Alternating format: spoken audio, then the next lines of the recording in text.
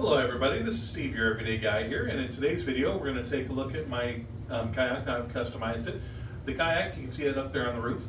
That is the Teton Pro 116. I'm not sure how exactly I'm going to say it, but what it is the 116 means it's 11.5 feet long. It is a fishing kayak and it is a sit on top, and so what I've done is I've done several customizations to it.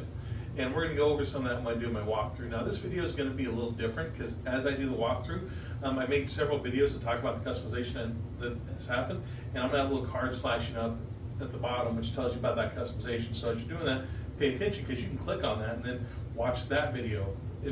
So I've got a power port installed, I've got a Scotty mount installed on it, I show my Garmin on it. I also show the Scotty mount transducer that I have for it. And so a lot of different things are on there. So take a look at that. I'm also down in the description.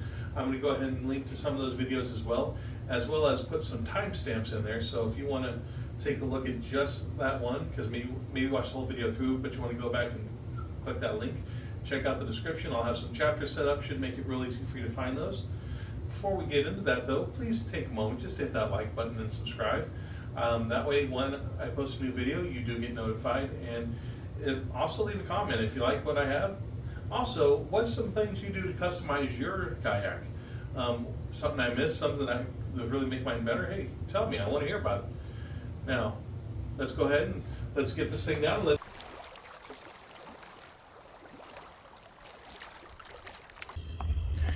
Here I am down at the river with my Lifetime Teton Pro. This is a 10.5 foot kayak. I bought it because of my weight requirements. It needed to be heavy enough to carry me and a little bit of gear.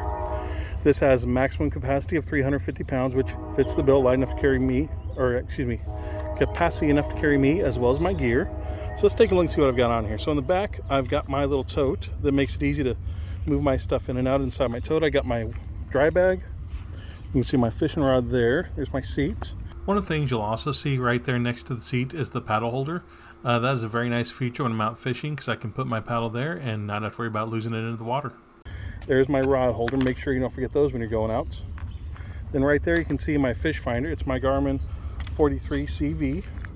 Neat little fish finder. I've got a basic installation guide that I'm going to link to in the video. So if you want to take a look, please do that.